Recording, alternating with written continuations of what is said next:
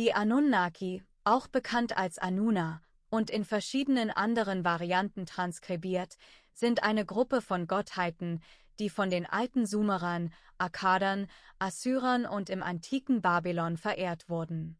Zwischen 1845 und 1851 führte Austen Henry Layard Ausgrabungen an den assyrischen Ruinenstätten von Nimrud und Ninive im heutigen Irak durch. Bei diesen Ausgrabungen machte er bedeutende Entdeckungen wie die Überreste von Palästen assyrischer Könige aus dem 9. und 7. Jahrhundert vor Christus, darunter die des Königs Aschurnaserpal II. Außerdem fand er zahlreiche wichtige Kunstwerke und Skulpturen, wie die berühmten geflügelten Stiere, die heute im Britischen Museum ausgestellt sind. In Ninive entdeckte er den Palast von Sanherib und möglicherweise seine wichtigste Entdeckung, die Bibliothek des assyrischen Königs Aschurbanipal mit über 25.000 Keilschrifttafeln, darunter das Gilgamesch-Epos. Layard veröffentlichte seine Ergebnisse in den Büchern Ninive und seine Überreste und Entdeckungen in den Ruinen von Ninive und Babylon. Diese Tontafeln, von den Sumerern verfasst, einer hochentwickelten Zivilisation, die behaupteten, von Wesen namens Anunnaki geschaffen worden zu sein. Auch heute arbeiten Forscher mit Hochdruck an der Übersetzung und Restaurierung dieser Tafeln, um all ihre Geheimnisse zu enthüllen.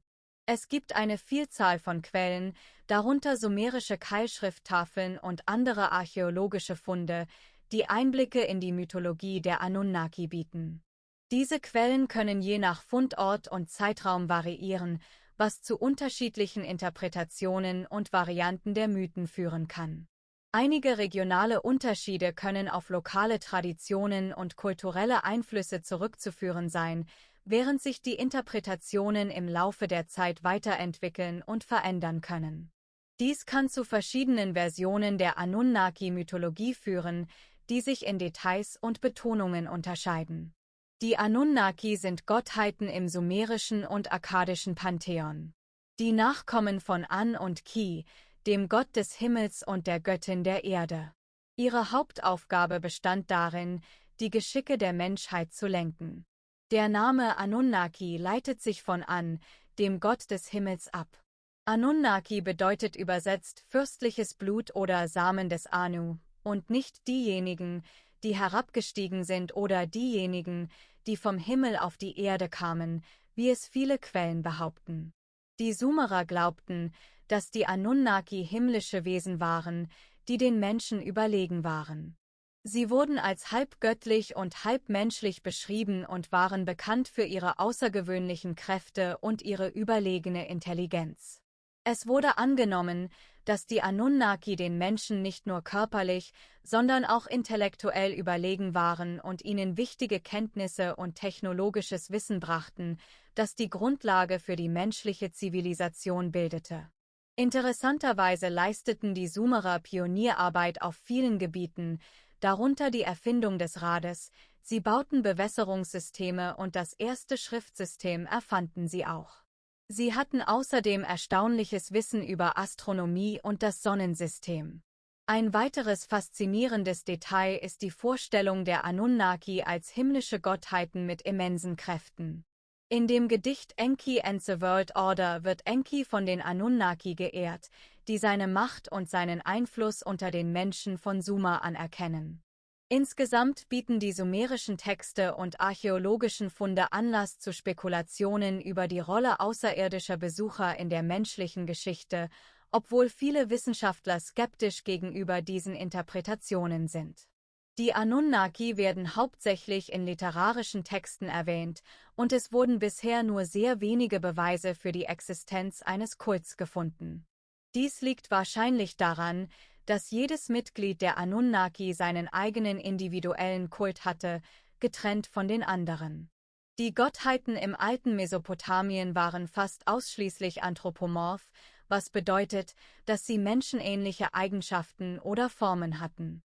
Diese Gottheiten wurden mit menschlichen Attributen dargestellt, typischerweise trugen die Gottheiten Melam eine mehrdeutige Substanz, die sie in erschreckender Pracht bedeckte. Melam könnte auch von Helden, Königen, Riesen und sogar Dämonen getragen werden. Die Wirkung, die das Sehen des Melams einer Gottheit auf einen Menschen hat, wird als nie beschrieben, ein Wort für das körperliche Kribbeln des Fleisches. Die alten Mesopotamier glaubten fest daran, dass ihre Gottheiten im Himmel residierten und dass die Statue eines Gottes eine physische Verkörperung des Gottes selbst darstellte. Daher wurde den Kultstatuen eine kontinuierliche Pflege, Aufmerksamkeit und eine Reihe von Priestern zugewiesen. Zu den Hauptgottheiten des Pantheons, darunter die Anunnaki, gehörten jene, die an der Versammlung der Götter teilnahmen, in der sämtliche göttlichen Entscheidungen getroffen wurden. Diese Versammlung wurde als göttliches Pendant zum halbdemokratischen Gesetzgebungssystem der dritten Dynastie von Ur betrachtet.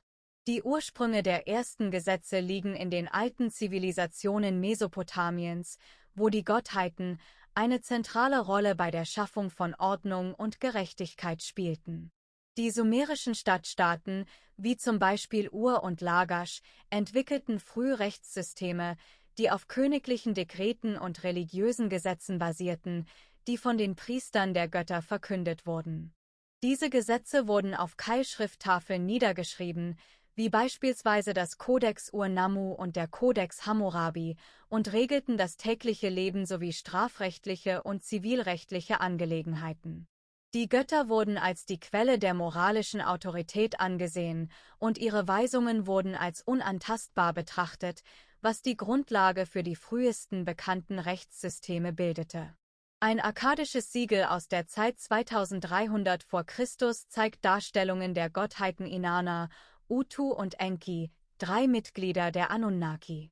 Die frühesten bekannten Verwendungen des Begriffs Anunnaki stammen aus Inschriften, die während der Regierungszeit von Gudea und der dritten Dynastie von Ur verfasst wurden. Ein weiteres Beispiel ist die sogenannte Eridu-Genesis, eine sumerische Keilschrifttafel, die eine Schöpfungsmythologie erzählt, in der die Anunnaki eine wichtige Rolle spielen. Diese antike Erzählung bietet einen faszinierenden Einblick in die kosmologischen Vorstellungen der alten Sumerer und ihre Auffassungen von der Entstehung des Universums. Die Tafel beginnt mit der Beschreibung einer primitiven Welt, die von Wasser und Schlamm geprägt ist, in der die Götter bereits existieren, aber noch keine Ordnung geschaffen haben. Hier treten die Anunnaki auf den Plan, um die Welt zu ordnen und den Menschen zu erschaffen, denen sie die Arbeit übertragen. Durch ihre göttlichen Handlungen formen sie die Erde, errichten Städte wie Eridu als Zentrum der Zivilisation und geben den Menschen die Gesetze und Rituale, um das kosmische Gleichgewicht aufrechtzuerhalten.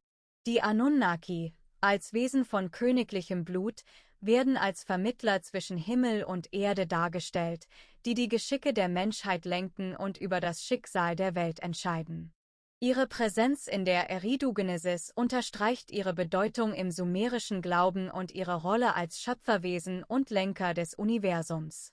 Die Eridu-Genesis ist nicht nur eine mythologische Erzählung, sondern auch ein Spiegelbild der sumerischen Kultur und ihrer komplexen religiösen Vorstellungen. Sie veranschaulicht die enge Verbindung zwischen den Göttern und den Menschen und bietet einen Einblick in die moralischen und ethischen Werte, die in der sumerischen Gesellschaft verankert waren. In Inannas Abstieg in die Unterwelt gibt es nur 7 Anunnaki, die in der Unterwelt leben und als Richter dienen. Diese Götter sind bedeutende Figuren in der sumerischen Mythologie und werden oft als mächtige und furchterregende Wesen dargestellt. Die genaue Identität dieser 7 Richtergötter variiert in verschiedenen Texten und Überlieferungen, aber sie werden allgemein als die herrschenden Mächte der Unterwelt anerkannt. In der sumerischen Mythologie sind sie oft als Nergal, Ereshkigal, Namtar, Ninatsu, Nanna, Utu und Enki bekannt. Jeder von ihnen verkörpert verschiedene Aspekte der Unterwelt und trägt zur Bewahrung der kosmischen Ordnung bei. Inanna gelangt an die Tore der Unterwelt, die von Neti, dem Torwächter, bewacht werden. Ereshkigal, die von Inannas Ankunft erfährt, befiehlt, dass Inanna durch die 7 Tore gehen muss. An jedem Tor wird Inanna gezwungen, ein Stück ihrer Kleidung oder ihres Schmucks abzulegen. Diese Entblößung ist symbolisch für das Ablegen ihrer Macht und ihres Status, bis sie schließlich nackt und verletzlich vor Ereshkigal steht. Diese 7 Tore und das Ablegen der göttlichen Attribute können als Prüfungen gesehen werden, die Inanna durchlaufen muss, um in die tiefsten Geheimnisse der Unterwelt einzudringen. Diese Prüfungen betonen die Notwendigkeit der Demut und der Hingabe im Angesicht des Todes.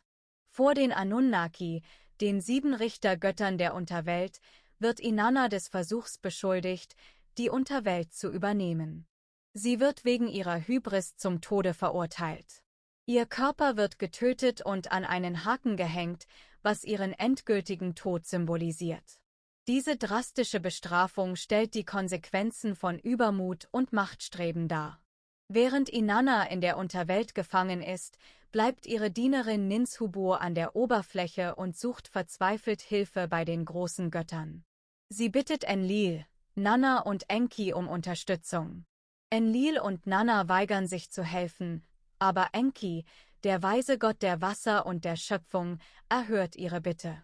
Enki schafft 2 geschlechtslose Wesen, Kurgara und Galatur, aus dem Dreck unter seinen Fingernägeln. Diese Wesen werden in die Unterwelt geschickt, um Inanna zu retten. Sie trösten die trauernde Ereshkigal, die ihnen als Dank einen Wunsch gewährt. Sie bitten um den Leichnam Inannas, der ihnen übergeben wird. Mit der Nahrung des Lebens und Wasser des Lebens beleben sie Inanna wieder. Praktisch jede größere Gottheit im sumerischen Pantheon wurde als Schutzpatron einer bestimmten Stadt angesehen und sollte die Interessen dieser Stadt schützen. Es wurde angenommen, dass die Gottheit dauerhaft im Tempel dieser Stadt wohnt. Ein Text erwähnt bis zu 50 Anunnaki, die mit der Stadt Eridu in Verbindung stehen. Große Gottheiten in der sumerischen Mythologie wurden auch mit bestimmten Himmelskörpern in Verbindung gebracht. Es wurde angenommen, dass Inanna der Planet Venus ist, Utu die Sonne und Nanna der Mond. An wurde mit allen Sternen des Äquatorhimmels identifiziert, Enlil mit denen des Nordhimmels und Enki mit denen des Südhimmels. Akkadische, babylonische und assyrisch-babylonische Darstellungen des Nationalgottes Marduk zeigen ihn als prominentes Mitglied der Anunnaki. Praktisch jede größere Gottheit im sumerischen Pantheon wurde als Schutzpatron einer bestimmten Stadt angesehen und sollte die Interessen dieser Stadt schützen.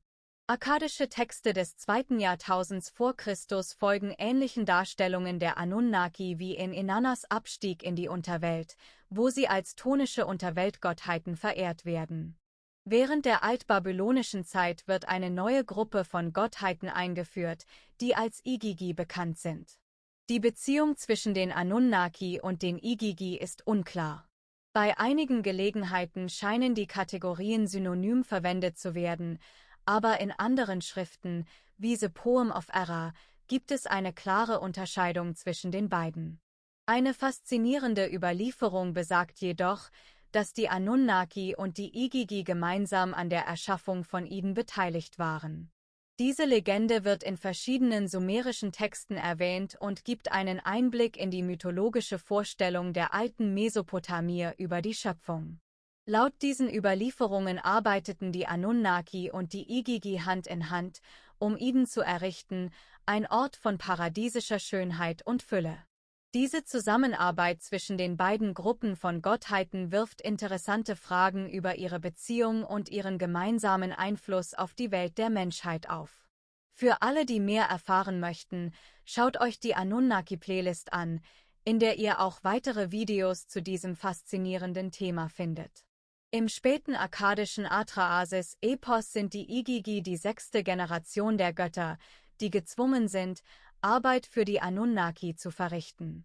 Nach 40 Tagen erheben die Igigi einen Rebellen, und der Gott Enki, einer der Anunnaki, schafft die Menschen aus dem Blut des Rebellenanführers Kingu, um die Igigi von der Mühsal der Arbeit zu befreien.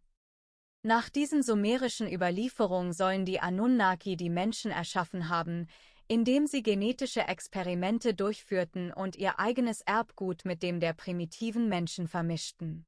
Diese Schöpfungsgeschichte wirft ethische und moralische Fragen auf.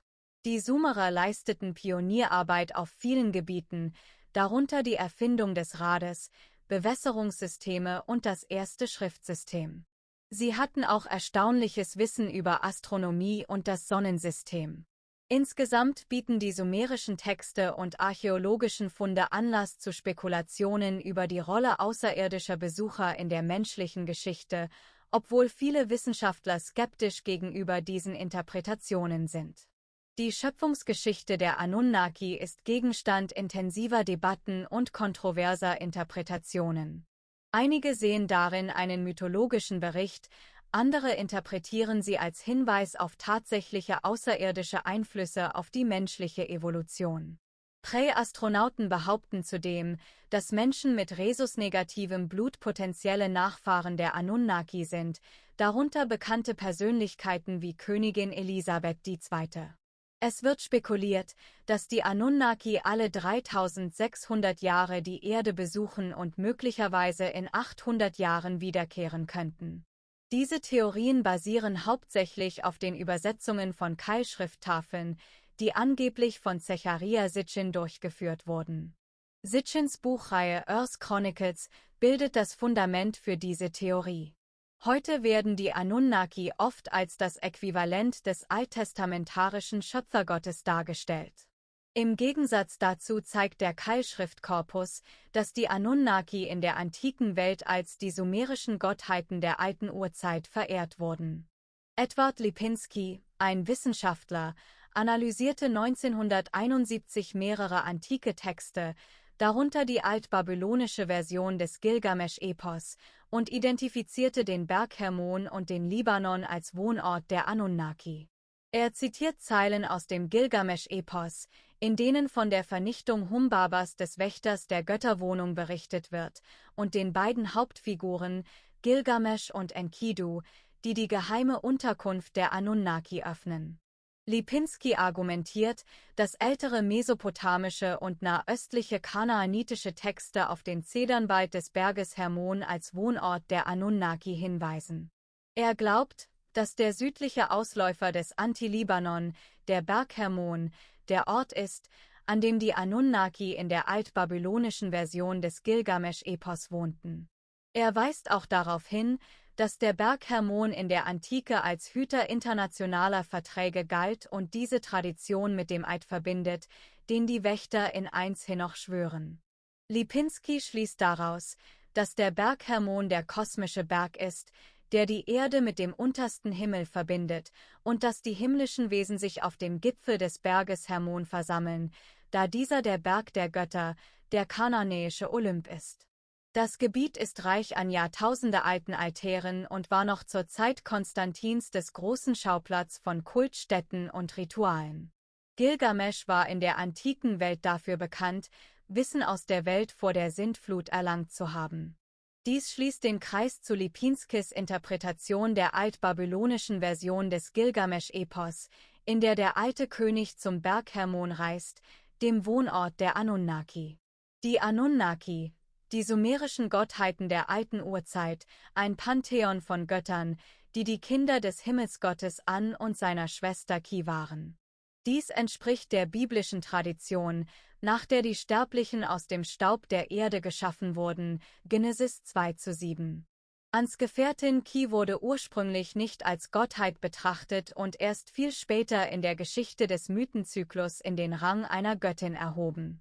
Im Wesentlichen würde dies bedeuten, dass die Anunnaki aus einer Vereinigung zwischen einem Himmelsgott und einer sterblichen Frau hervorgingen, die später in mythischen Traditionen vergöttlicht wurde.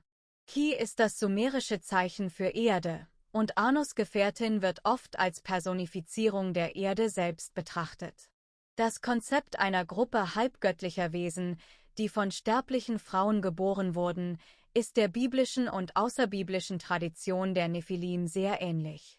Das Buch 1 Henoch, das dem Patriarchen Henoch zugeschrieben wird, beschreibt eine Gruppe von 200 gefallenen Engeln, bekannt als die Wächter, die auf den Berg Hermon hinabstiegen und einen Eid schworen, Nachkommen mit menschlichen Frauen zu zeugen. Diese Vereinigung führte zur Geburt von großen Riesen, die schließlich alle Errungenschaften der Menschen verzerrten und, als die Menschen sie nicht mehr ertragen konnten, sich gegen sie wandten und die Menschen verschlangen. Diese Aktivitäten provozierten das Handeln Gottes, der die Riesen verfluchte, gegeneinander Krieg zu führen, und die Erzengel schickte, um die Wächterführung in den Tälern der Erde zu binden. Die hebräischen Texte bezeichnen die mächtigen Wesen, die von den Wächtern geboren wurden, als die Nephilim. Zusammenfassend lässt sich sagen, dass die Anunnaki in der Präastronautik-Theorie oft als außerirdische Schöpfer der Menschheit dargestellt werden, während sie in der antiken Welt ein Teil des sumerischen Götterpantheons waren. Doch nun lasst mich euch mehr über diese sagenhaften Götter erzählen. Beginnen wir, wo alles angefangen hat, mit Tiamat. In den reichen Gewässern der sumerisch-babylonischen Mythologie schwimmt eine Gestalt, die gleichermaßen furchterregend und faszinierend ist. Tiamat, die Göttin des Ursprungs und des Chaos, repräsentiert das uralte Chaos, aus dem die Welt entstanden ist. Sie ist die Verkörperung des salzigen Ozeans, während ihr Gemahl, Apsu, das Prinzip des süßen Wassers symbolisiert. Zusammen repräsentieren sie die ursprünglichen Elemente, aus denen das Universum geformt wurde. Doch ihr Frieden wird gestört, als Apsu von Enki, einem der jüngeren Götter, getötet wird. In ihrer Wut verbündet sich Tiamat mit ihrem Sohn Kingu und erschafft eine Armee von Ungeheuern, um gegen die jungen Götter zu kämpfen. Der Höhepunkt dieses epischen Konflikts ist der Chaos-Drachenkampf, der in Texten wie dem Enuma Elish beschrieben wird. In diesem Kampf wird Tiamat letztendlich von Marduk, dem Sohn von Enki, besiegt und in zwei Hälften gespalten, um Himmel und Erde zu erschaffen. Tiamats Mythos ist reich an symbolischer Bedeutung und bietet zahlreiche Interpretationsmöglichkeiten. Als Göttin des Chaos steht sie für die ungestaltete, wilde Natur des Universums, die vor der Ordnung und Struktur der Schöpfung existierte. Ihr Kampf gegen die jungen Götter kann als Allegorie für den Konflikt zwischen Ordnung und Chaos, zwischen den alten und den neuen Kräften im Universum verstanden werden. Ihre Spaltung in Himmel und Erde markiert den Übergang von der ungeordneten zur geordneten Welt und symbolisiert die Geburt des Kosmos, wie wir ihn kennen. Tauchen wir nun ein in das Reich von Enki, auch bekannt als Ea, den Gott des Wassers und der Weisheit in der mesopotamischen Mythologie. Er wurde als Schöpfer und Beschützer der Menschheit verehrt, der den Sterblichen Weisheit und Führung schenkte. In der antiken mesopotamischen Kunst als weise und gütige Figur dargestellt, herrschte er über die Gewässer, die das Leben im fruchtbaren Halbmond ernährten. Er wird oft mit fließenden Bächen oder umgeben von Wasserlebewesen abgebildet und verkörpert die Essenz des Süßwassers und die Weisheit, die er vermittelt. Mesopotamische Gläubige verehrten Enki durch aufwendige Zeremonien und Opfergaben und würdigten seine Rolle bei der Versorgung des Landes mit Nahrung und Fruchtbarkeit. Tempel, die ihm geweiht waren, dienten als Zufluchtsstätten, in denen Gläubige seine Führung in Fragen der Weisheit und Magie suchten. Enki, der Gott des Süßwassers, wurde über verschiedene Epochen und in verschiedenen Städten der sumerischen Kultur verehrt. Eridu galt als der Hauptort und das Hauptheiligtum des Enki. Diese Stadt im Süden Mesopotamiens war eine der ältesten sumerischen Städte und der Ort, an dem Enki als Schöpfergott und Herr des Süßwassers verehrt wurde. Neben Eridu wurde Enki auch in anderen bedeutenden sumerischen Städten wie Ur und Isin verehrt. Er zählte nebenan Enlil und Inanna zu den Hauptgöttern des sumerischen Pantheons. Über einen langen Zeitraum vom 4. bis zum 2. Jahrtausend vor Christus wurde Enki in zahlreichen Tempeln in Mesopotamien als eine der zentralen Gottheiten der sumerischen Religion verehrt. Im Laufe der Zeit verlor Eridu als religiöses Zentrum an Bedeutung, während Uruk zur führenden Stadt aufstieg. Dort übernahm dann die Göttin Inanna eine wichtige Rolle, während Enki seine zentrale Position in der sumerischen Götterwelt an sie abtrat. Zusammengefasst lässt sich sagen, dass Enki über Jahrhunderte hinweg, insbesondere in Eridu, aber auch in anderen bedeutenden sumerischen Städten, als Gott des Süßwassers, der Weisheit und des schöpferischen Geistes verehrt wurde und eine zentrale Rolle im sumerischen Glaubenssystem einnahm. In der mesopotamischen Kosmologie wird Enki die Erschaffung der Menschheit und die Verleihung göttlicher Gaben wie Schreiben und Handwerkskunst zugeschrieben. Mythologische Geschichten sind reich an Erzählungen über Enkes List und Güte, von seiner Rolle bei der Verhinderung von Katastrophen bis zu seiner Hilfe bei der Abwendung von Dürren. Enkes Interventionen prägten das Schicksal von Sterblichen und Göttern gleichermaßen und brachten ihm Verehrung als Beschützer und Wohltäter ein. Während das Wasser der alten mesopotamischen Flüsse weiterfließt, denken wir über das bleibende Erbe von Enki, dem Gott des Wassers und der Weisheit nach. Auch wenn seit der Blüte seiner Verehrung in Mesopotamien Jahrtausende vergangen sind, wirkt Enkes Einfluss immer noch durch den Strom der Zeit, ein Beweis für seine anhaltende Präsenz in den Herzen und Gedanken der Gläubigen. Tauchen wir nun ein in die Legende von Enlil, dem mächtigen Gott der Luft und des Windes im mesopotamischen Glauben. Enlil wurde für seine Kontrolle über die Elemente verehrt und formte die Winde und Stürme, die über die alten Landschaften fegten. Als beeindruckende Figur wurde er oft mit majestätischer Präsenz und Symbolen der Autorität dargestellt. Sein Einfluss als Gott der Winde erstreckte sich über Himmel und Erde und prägte die Kräfte der Natur. Enlil, der oberste Gott der Sumerer, wurde in verschiedenen Städten und zu verschiedenen Zeiten verehrt. In Nippur, dem religiösen Zentrum der Sumerer, galt er als höchste Gottheit und sein Tempel thronte auf einem Zikkurat-Tempelturm. Auch in den sumerischen Städten Ur und Isin wurde Enlil verehrt, wo er als Gott des Windes, der Luft und der Erde angesehen wurde. Über einen Zeitraum von vielen Jahrhunderten, vom 4. bis zum 2. Jahrtausend vor Christus, war Enlil einer der wichtigsten Götter der sumerischen Religion und wurde in zahlreichen Tempeln in Mesopotamien verehrt. Nebenan Enki und Inanna gehörte er zu den Hauptgottheiten des sumerischen Pantheons und wurde als Herr der Erde und Herrscher über die anderen Götter angesehen. Mesopotamische Priester und Anhänger huldigten Enlil durch aufwendige Rituale und Opfergaben und suchten seinen Schutz vor den Stürmen sowie seinen Segen für reiche Ernten. Die Enlil geweihten Tempel dienten als Zufluchtsorte, in denen Gläubige Trost und Führung suchten.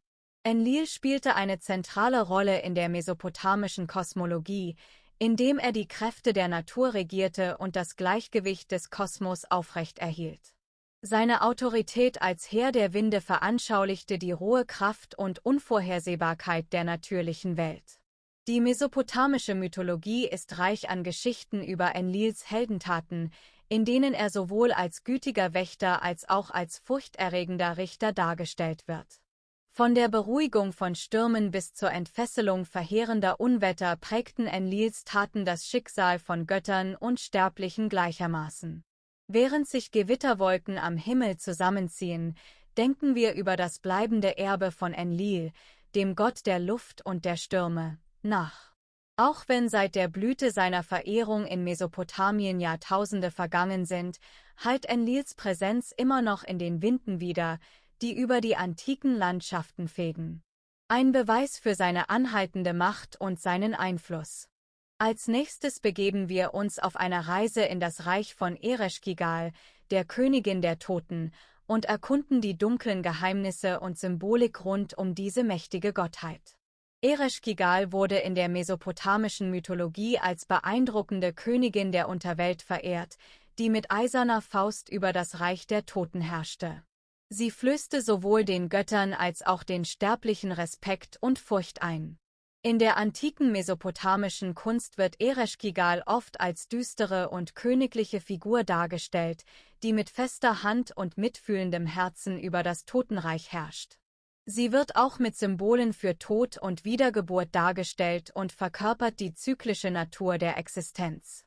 Mesopotamische Trauergäste huldigten ihr durch feierliche Rituale und Opfergaben und erkannten ihre Rolle als Beschützerin der Seelen und Schiedsrichterin des Schicksals an. Tempel, die Ereshkigal geweiht waren, dienten als Tore zur Unterwelt, wo Gläubige Trost und Führung für die Reise jenseits des Lebens suchten. Ihre Mythologie spiegelt die mesopotamische Vorstellung vom Tod als Übergang und nicht als Ende wider. Als Göttin der Unterwelt herrschte Ereshkigal mit Mitgefühl und Unparteilichkeit über das Reich der Toten und sorgte dafür, dass alle Seelen ihren rechtmäßigen Platz im Jenseits fanden. Als Göttin der Unterwelt wurde sie über einen langen Zeitraum vom 4. bis zum 2. Jahrtausend vor Christus in der sumerischen Stadt Kuta verehrt. Kuta war das religiöse Zentrum des Totenkultes und beherbergte den Tempel der Ereshkigal, von dem aus sie über das Totenreich, das Land ohne Wiederkehr, herrschte. Ereshkigal spielte eine zentrale Rolle in sumerischen Mythen wie dem Mythos von Inannas Abstieg in die Unterwelt und galt als gefürchtete Herrscherin des Totenreichs. Neben Kuta wurde Ereshkigal auch in anderen wichtigen sumerischen Städten wie Ur und Isin verehrt, wo sie als Schwester der Göttin Inanna galt. Über den langen Zeitraum vom 4. bis zum 2. Jahrtausend vor Christus nahm Ereshkigal als Göttin der Unterwelt eine wichtige Position im sumerischen Pantheon ein. Zusammengefasst lässt sich sagen, dass Ereshkigal vor allem in der Stadt Kuta, aber auch in anderen bedeutenden sumerischen Städten wie Ur und Isin, über einen Zeitraum von mehreren Jahrhunderten als Herrscherin des Totenreichs verehrt wurde. Mythologische Geschichten sind reich an Berichten über Ereshkigals Macht und Weisheit, von ihrer Rolle bei der Führung verstorbener Seelen bis hin zu ihren Interaktionen mit anderen Göttern und Göttinnen. Ihre Taten veranschaulichen den anhaltenden Einfluss des Todes und der Unterwelt auf die menschliche Erfahrung. Während Schatten über die stillen Hallen und Kammern der Unterwelt fallen, denken wir über das bleibende Erbe von Ereshkigal, der Göttin des Todes und der Wiedergeburt nach. Auch wenn seit der Blüte ihrer Verehrung in Mesopotamien Jahrtausende vergangen sind, lebt Ereshkigals Präsenz immer noch in den Herzen derer, die sich mit den Geheimnissen der Sterblichkeit auseinandersetzen. Lassen Sie uns unsere Reise durch die mesopotamische Mythologie fortsetzen und das Erbe von Ishtar, der Göttin der Liebe und des Krieges, erkunden. Sie faszinierte die Gläubigen mit ihrer leidenschaftlichen Art und verkörperte sowohl die kriegerische als auch die liebevolle Seite. Ishtar, auch bekannt als Inanna, die Göttin der Liebe, Fruchtbarkeit und des Krieges in der antiken mesopotamischen Mythologie, wird oft als strahlende und beeindruckende Figur dargestellt. Sie verkörperte die Essenz weiblicher Stärke und Anziehungskraft, geschmückt mit Symbolen der Fruchtbarkeit und des Krieges, und erregte bei Sterblichen und Göttern gleichermaßen Bewunderung und Ehrfurcht. Als Göttin der Liebe, Fruchtbarkeit und des Krieges genoss sie über einen langen Zeitraum vom 4. bis zum 2. Jahrtausend vor Christus in der sumerischen Kultur hohes Ansehen. Ihr Hauptkultort war die Stadt Uruk, wo sie als eine der bedeutendsten Gottheiten des sumerischen Pantheons verehrt wurde. Neben Uruk wurde sie auch in anderen bedeutenden sumerischen Städten wie Adab, Akkade, Babylon, Isin und Ur verehrt. Sie hatte Tempel in den meisten wichtigen Zentren Mesopotamiens. In ihrer Ikonographie wurde sie sowohl als Göttin der Liebe und Fruchtbarkeit als auch als kriegerische Göttin dargestellt. Sie galt als Schwester der Unterweltsgöttin Ereshkigal. Inannas Bedeutung wurde in der frühdynastischen Götterliste von Phara nach An und Enlil an 3. Stelle aufgeführt, was ihre zentrale Rolle im sumerischen Glaubenssystem unterstreicht. Im Laufe der Jahrhunderte wandelte sich ihre Stellung von einer eher untergeordneten Göttin in Eridu zu einer der wichtigsten Gottheiten zur Zeit der Vormachtstellung von Uruk. Zusammenfassend lässt sich sagen, dass sie vom 4. bis zum 2. Jahrtausend vor Christus in zahlreichen sumerischen Städten, allen voran in Uruk, als eine der Hauptgottheiten verehrt wurde und eine zentrale Rolle im sumerischen Pantheon spielte. Mesopotamische Anhänger ehrten sie durch aufwendige Zeremonien und Rituale und feierten ihre Doppelnatur als Lebensbringerin und Kriegsgöttin. Tempel, die Ishtar geweiht waren, dienten als Zufluchtsorte, in denen Gläubige in Zeiten des Konflikts ihren Segen für Liebe, Fruchtbarkeit und Schutz suchten. Ishtars Mythologie spiegelt die vielfältige Natur der Weiblichkeit in der mesopotamischen Gesellschaft wider. Als Göttin der Liebe inspirierte sie Hingabe und Leidenschaft, während ihre Rolle als Kriegergöttin Stärke und Mut inmitten von Widrigkeiten symbolisierte. Mythologische Geschichten sind reich an Berichten über Ishtars Abenteuer und Triumphe, von ihrem Abstieg in die Unterwelt bis hin zu ihren Konfrontationen mit göttlichen Widersachern. Diese Geschichten veranschaulichen die Komplexität menschlicher Emotionen und das Streben nach Macht. Während die Sonne über den alten Gärten und Tempeln untergeht, die der Göttin gewidmet sind, denken wir über das bleibende Erbe dieser faszinierenden Gottheit nach. Auch wenn seit der Blüte ihrer Verehrung in Mesopotamien Jahrtausende vergangen sind, lebt Ishtars Präsenz immer noch in den Herzen derer, die nach Liebe, Fruchtbarkeit und Stärke suchen. Lassen Sie uns nun das Erbe von Marduk, dem König des babylonischen Pantheons, erkunden. Er erlangte Berühmtheit als Symbol für Macht und Autorität und herrschte über Götter und Sterbliche gleichermaßen. Marduk, der mächtige Gott Babylons und oberster Herrscher des mesopotamischen Pantheons, wurde in der antiken mesopotamischen Kunst als beeindruckende Figur dargestellt. Als Held, der als Schutzgott der Stadt Babylon über Himmel und Erde schwebt, geschmückt mit Symbolen des Königtums und der Autorität, löste er bei Sterblichen und Göttern gleichermaßen Ehrfurcht aus. Mesopotamische Gläubige ehrten Marduk durch große Zeremonien und Rituale und erkannten seine Rolle als göttlicher Beschützer und Wohltäter Babylons an. Tempel, die ihm geweiht waren, dienten als Bastionen des Glaubens, wo Gläubige seine Führung und Gunst in Fragen der Regierungsführung und des Wohlstands suchten. Marduk, der Hauptgott des babylonischen Pantheons, wurde vor allem in der Stadt Babylon verehrt. Ursprünglich war er der Stadtgott von Babylon, bevor er unter der Herrschaft von König Hammurapi zur Hauptgottheit des gesamten babylonischen Reiches erhoben wurde.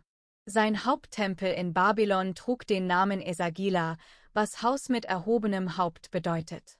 Dort stand auch die berühmte Zikkurat von Etemenanki. Marduk wurde als Gott der Sonne, der Sterne und des Krieges verehrt. In der babylonischen Mythologie wurde ihm die Erschaffung der Welt zugeschrieben. Die Verehrung Marduks als oberster Gott des babylonischen Pantheons datiert vor allem aus der Zeit des Neubabylonischen Reiches im 1. Jahrtausend vor Christus. Neben Babylon wurde Marduk auch in anderen wichtigen Städten des babylonischen Reiches wie Borsippa und Kuta verehrt.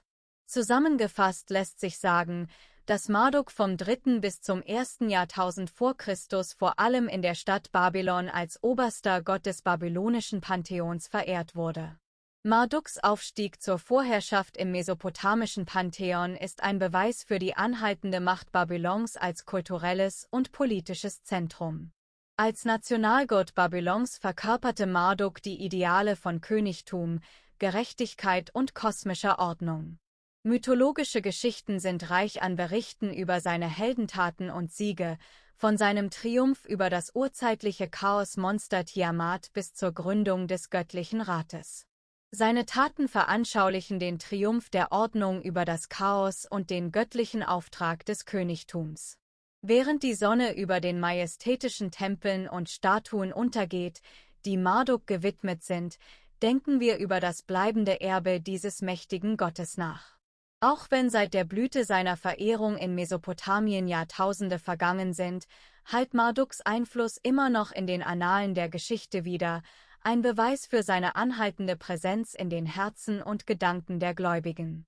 Als nächstes tauchen wir ein in die Tiefen der mesopotamischen Mythologie und erkunden das Erbe von Nergal, dem beeindruckenden Gott des Krieges und des Jenseits. Er erlangte Respekt als furchterregende Gottheit, die Macht über Leben und Tod ausübte.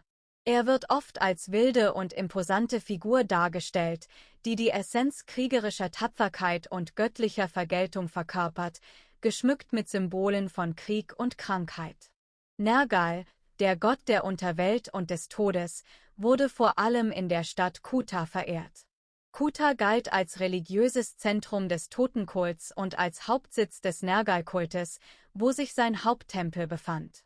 Er wurde als Herrscher der Unterwelt und Gott des Todes, der Pest und der Zerstörung verehrt und galt als Gemahl der Unterweltgöttin Ereshkigal. Die Verehrung Nergals als Hauptgott des Totenreichs datiert vor allem aus der Zeit des Neubabylonischen Reiches im 1. Jahrtausend vor Christus. Neben Kuta wurde er auch in anderen wichtigen babylonischen Städten wie Babylon, Sippa und Larsa verehrt. Er zählte zu den bedeutendsten Göttern des babylonischen Pantheons. In der sumerischen Frühzeit wurde Nergal noch nicht als eigenständige Gottheit verehrt, sondern ging erst später aus dem Gott Meslamtea hervor. Mesopotamische Anhänger versuchten ihn durch düstere Zeremonien und Opfergaben zu besänftigen und erkannten seine Rolle als Vorbote des Todes und Hüter der Unterwelt an. Tempel, die Nergal geweiht waren, dienten als feierliche Heiligtümer, in denen Gläubige Schutz vor Pest und Unglück suchten. Seine Mythologie spiegelt die dunkleren Aspekte der mesopotamischen Kosmologie wider und zeigt die Unvermeidlichkeit des Todes und die launische Natur des göttlichen Zorns. Als Gott des Krieges und der Pest symbolisierte er die harte Realität der Sterblichkeit und die Zerbrechlichkeit der menschlichen Existenz. Mythologische Geschichten sind reich an Berichten über seine Wildheit und Grausamkeit, von seiner Rolle bei der Verbreitung von Krankheiten bis hin zu seinen Eroberungen auf dem Schlachtfeld. Seine Taten veranschaulichen den unerbittlichen Marsch von Tod und Zerstörung. Während Schatten über die trostlosen Landschaften und Unterweltbereiche fallen, die mit Nergal in Verbindung gebracht werden, denken wir über das bleibende Erbe dieses furchterregenden Gottes nach. Auch wenn seit der Blüte seiner Verehrung in Mesopotamien Jahrtausende vergangen sind, wirkt Nergals Einfluss immer noch in den Herzen derer, die mit der harten Realität der Sterblichkeit konfrontiert sind. Nun begeben wir uns auf eine Erkundung des Erbes von Ninurta, dem mutigen Gott des Krieges und der Landwirtschaft. Er wurde als Beschützer der Felder und Schlachtfelder verehrt und verkörperte die Tugenden der Stärke und Fruchtbarkeit. Begleite uns auf unserer Reise durch die Bereiche von Tapferkeit und Vorsehung, um die Geheimnisse rund um diese verehrte Gottheit zu enthüllen. Ninurta, in der antiken mesopotamischen Kunst als edle und mächtige Figur dargestellt, verkörperte die Essenz kriegerischer Tapferkeit und göttlichen Schutzes. Oft wurde er mit Waffen und landwirtschaftlichen Geräten dargestellt und symbolisierte den Triumph der Zivilisation über das Chaos. Mesopotamische Gläubige ehrten ihn durch feierliche Zeremonien und Opfergaben und erkannten seine Rolle als Verteidiger der Zivilisation und Versorger des Lebensunterhalts an. Tempel, die ihm geweiht waren, dienten als Bastionen der Hoffnung, wo Gläubige seinen Segen für den Sieg im Kampf und eine reiche Ernte suchten. Ninurta, der Gott des Krieges, der Jagd und der Landwirtschaft, wurde über einen langen Zeitraum in verschiedenen sumerischen und babylonischen Städten verehrt. Ursprünglich war er der Stadtgott von Lager, wo er seinen Haupttempel, den Eumea, hatte. Im Laufe der Zeit wurde Ninurta jedoch auch in anderen wichtigen Städten wie Nippur, Ur und Babylon verehrt. Er zählte zu den bedeutendsten Göttern des sumerischen und babylonischen Pantheons. Ninurta wurde als Sohn des Gottes Enlil und der Göttin Ninhursag verehrt. Er galt als Gott des Krieges, der Jagd, der Landwirtschaft und des Glücks. Die Verehrung Ninurtas lässt sich vom 3. Jahrtausend vor Christus bis in die Zeit des Neubabylonischen Reiches im 1. Jahrtausend vor Christus nachweisen. Er war eine der zentralen Gottheiten über einen sehr langen Zeitraum.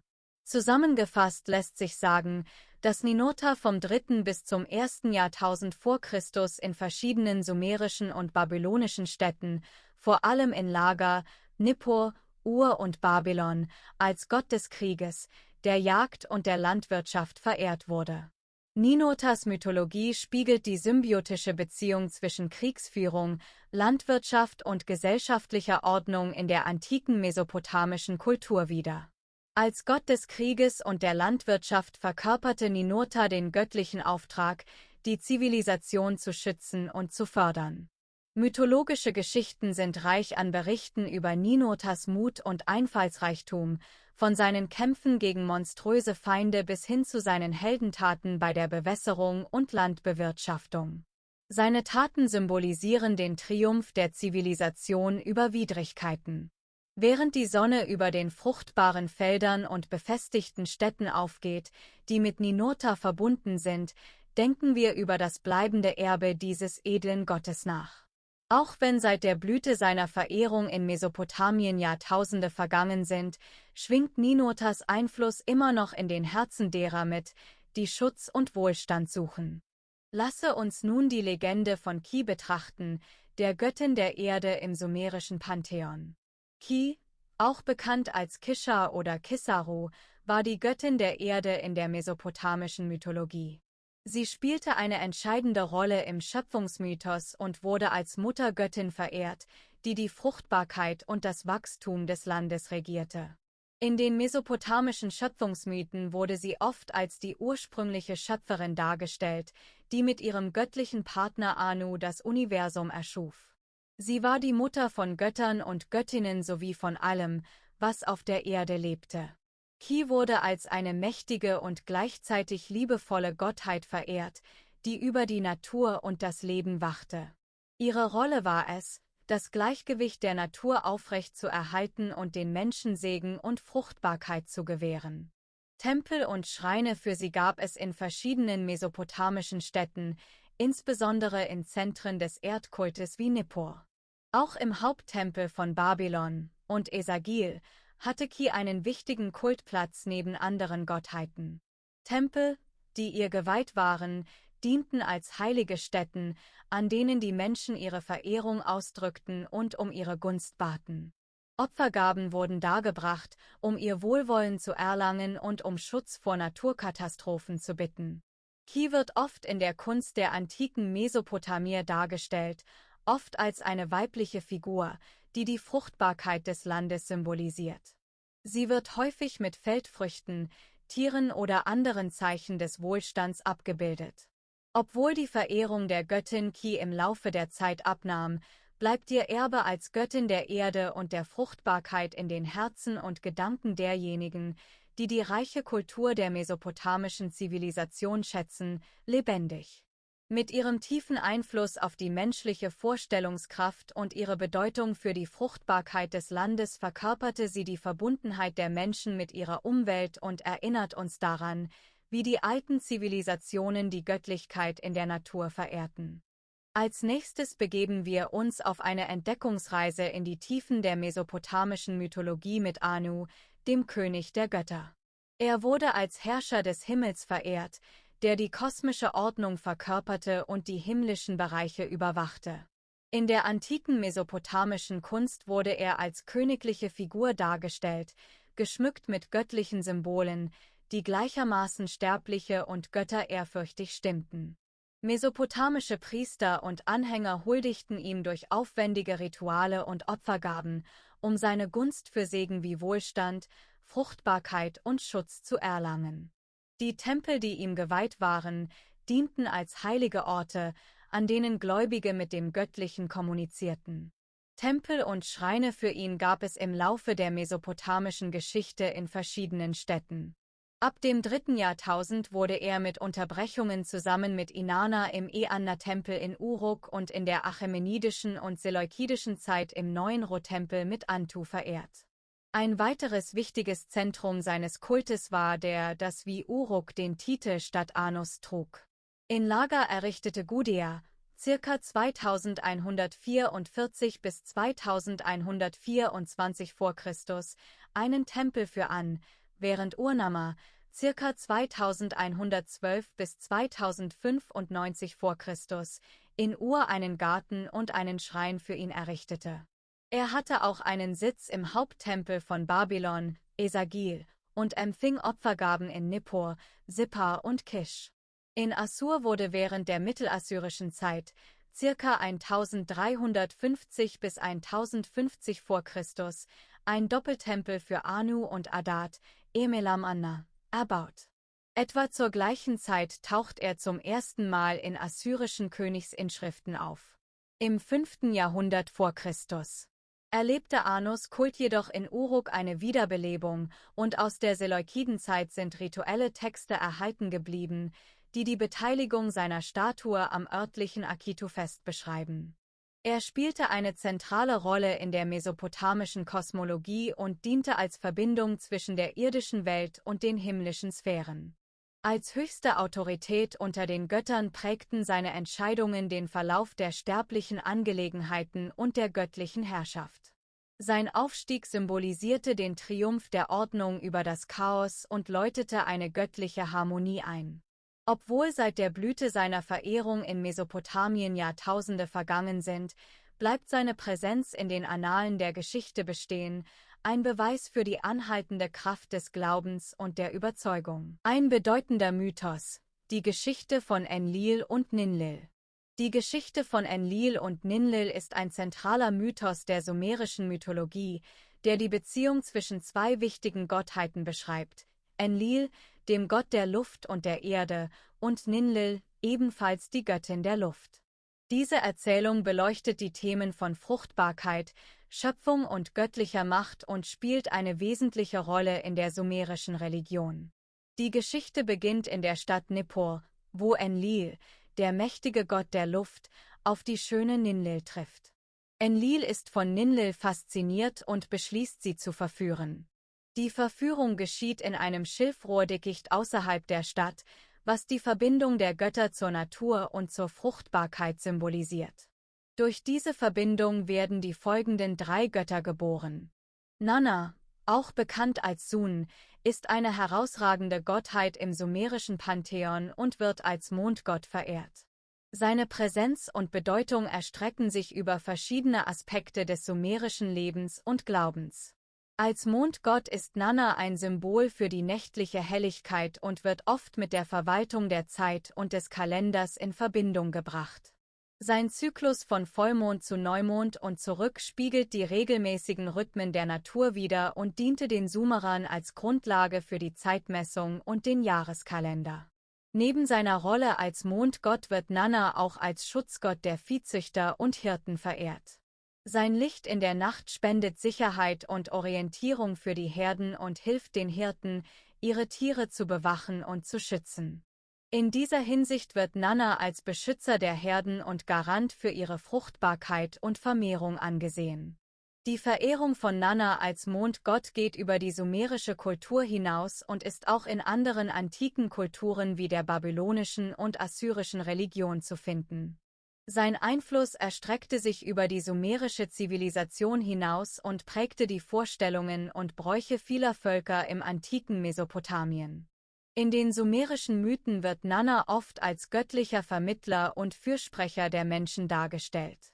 Sein Licht erhellt nicht nur die Dunkelheit der Nacht, sondern symbolisiert auch spirituelle Erleuchtung und Erkenntnis. Als Vermittler zwischen den Göttern und den Menschen spielt Nanna eine wichtige Rolle bei der Übermittlung von Gebeten und Opfern und beim Erhalt von göttlicher Gunst. Insgesamt ist Nanna, der Mondgott, eine zentrale Figur im sumerischen Pantheon, dessen Präsenz und Bedeutung die fundamentalen Aspekte des sumerischen Lebens und Glaubens widerspiegeln. Seine Rolle als Symbol für die nächtliche Helligkeit, die Zeitmessung und den Schutz der Herden macht ihn zu einer der am meisten verehrten Gottheiten im antiken Mesopotamien und zu einem wichtigen Erbe der Menschheitsgeschichte. Ninurta, der Kriegsgott der sumerischen Mythologie, ist eine faszinierende und komplexe Gottheit, die verschiedene Aspekte der sumerischen Gesellschaft repräsentiert. Neben seiner Rolle als Kriegsgott wird Ninurta auch mit Landwirtschaft und Heilung assoziiert, was ihn zu einer vielseitigen und bedeutenden Figur im sumerischen Pantheon macht. Als Kriegsgott verkörpert Ninurta Stärke, Tapferkeit und Kampffertigkeit. Er wird oft mit einem Bogen und einem Pfeil dargestellt, was seine Fähigkeit im Kampf symbolisiert. In den sumerischen Mythen spielt Ninurta eine Schlüsselrolle bei der Verteidigung der Götter gegen Bedrohungen von außen und bei der Bekämpfung von Dämonen und Feinden. Neben seiner Rolle als Kriegsgott wird Ninurta auch mit der Landwirtschaft in Verbindung gebracht. Diese Verbindung zeigt sich in seiner Rolle als Beschützer der Ernte und Förderer des fruchtbaren Bodens. Ninurta wird oft als derjenige angesehen, der die Felder vor Schädlingen und Dürre schützt und den Bauern Segen und Wohlstand bringt. Darüber hinaus wird Ninurta auch mit Heilung und Wiederherstellung in Verbindung gebracht. In einigen sumerischen Mythen wird er als Heiler und Beschützer der Kranken dargestellt, der über die Fähigkeit verfügt, Krankheiten zu heilen und das Wohlbefinden der Menschen wiederherzustellen. Diese Aspekte seiner Persönlichkeit zeigen seine Rolle als Wiederhersteller und Bewahrer des Lebens. Die Vielseitigkeit von Ninurta als Kriegsgott, Beschützer der Landwirtschaft und Heiler macht ihn zu einer einzigartigen und wichtigen Figur im sumerischen Pantheon.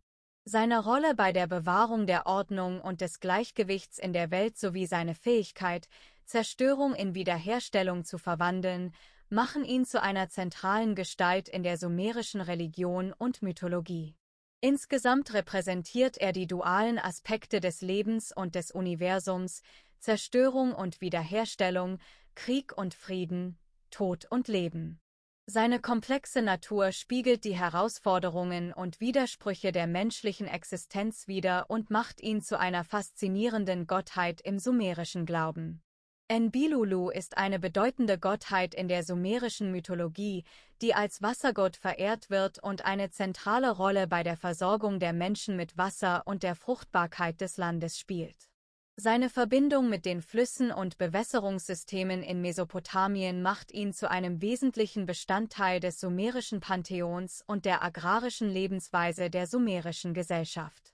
Als Wassergott ist Enlilulu für die Regulierung der Flüsse und die Kontrolle der Wasserströme verantwortlich, die für die Bewässerung der Felder und das Wachstum der Pflanzen von entscheidender Bedeutung sind. Seine Aufgabe ist es sicherzustellen, dass die Flüsse rechtzeitig über die Ufer treten und das Land mit lebensspendendem Wasser versorgen, um eine erfolgreiche Ernte zu gewährleisten. Die Verehrung von Enlilulu als Wassergott spiegelt die Wertschätzung der sumerischen Gesellschaft für die Bedeutung von Wasser für das Überleben und den Wohlstand wider. In einer Region, die von trockenen Ebenen und ariden Bedingungen geprägt ist, war die Verfügbarkeit von Wasser ein entscheidender Faktor für die Entwicklung und den Fortbestand der sumerischen Zivilisation.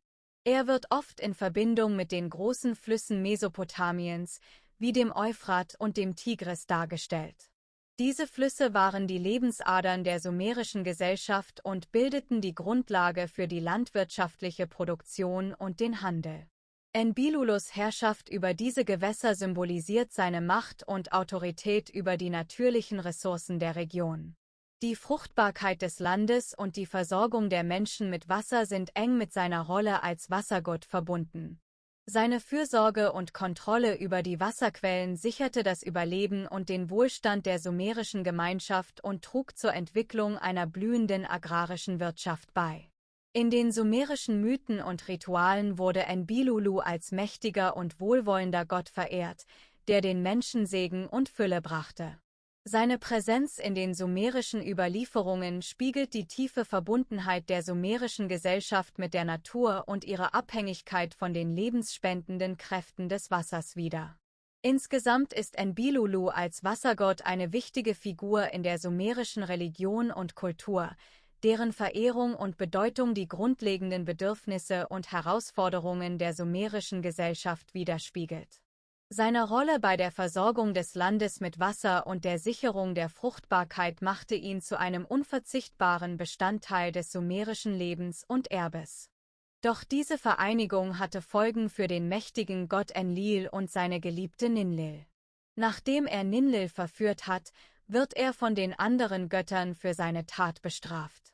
Sie beschlossen, dass er nicht in der Nähe der anderen Götter sein konnte und er wurde in die Unterwelt verbannt. Ninlil folgt ihm in die Unterwelt, wo sie gemeinsam weitere Kinder zeugen. In der sumerischen Mythologie gibt es unterschiedliche Versionen und Interpretationen der Kinder, die Enlil und Ninlil in der Unterwelt gezeugt haben sollen. Einige Quellen nennen mehrere Kinder, die aus dieser Vereinigung hervorgingen, wobei jede Gottheit spezifische Eigenschaften und Verantwortlichkeiten repräsentiert. In einigen sumerischen Mythen werden Nergal und Ereshkigal als Kinder von Enlil und Ninlil genannt, was ihre Verbindung zur Göttin der Unterwelt Ereshkigal erklärt. Ereshkigal ist eine bedeutende Figur in der sumerischen Mythologie und wird als die Herrscherin der Unterwelt angesehen. Sie ist oft als Schwester oder Geliebte von Nergal dargestellt, dem mächtigen Kriegsgott und Sohn von Enlil und Ninlil.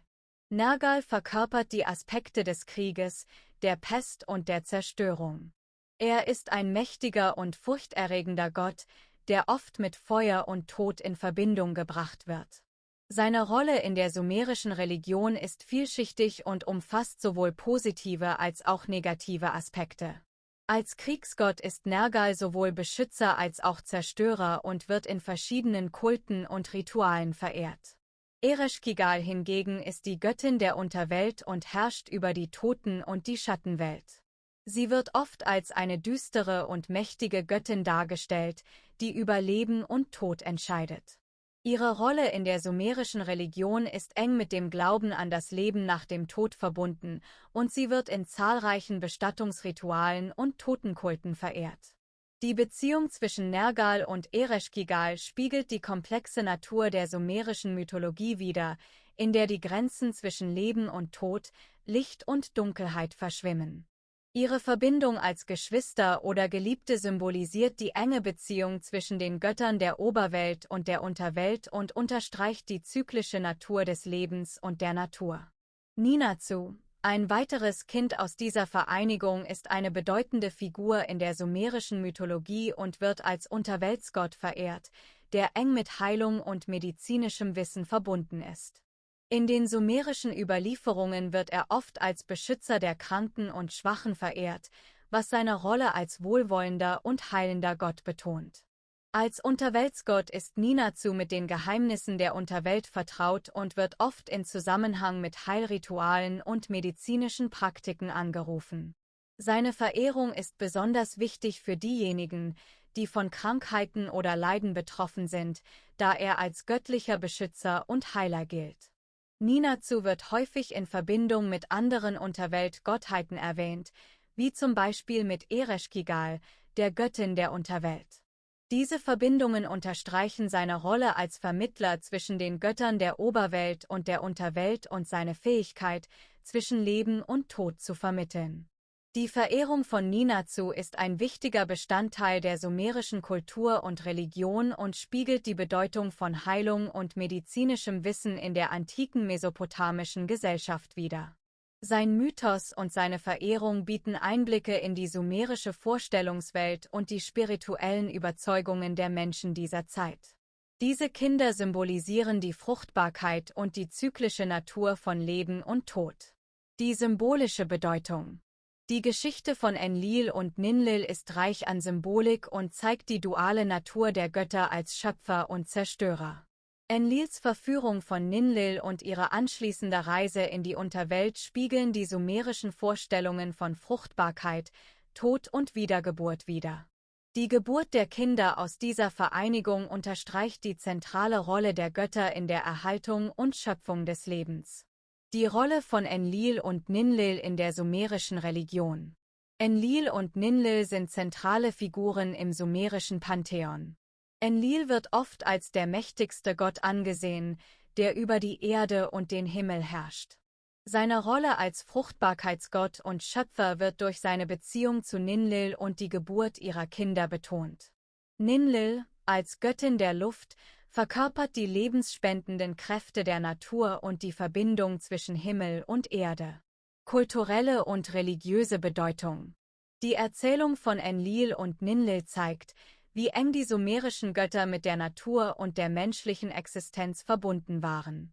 Diese Geschichte diente nicht nur zur Erklärung natürlicher Phänomene wie den Mondzyklus und die Jahreszeiten, sondern auch zur Legitimation der sozialen und politischen Strukturen. Die Götter waren Vorbilder für die menschlichen Herrscher, und ihre Geschichten spiegelten die Werte und Normen der sumerischen Gesellschaft wider.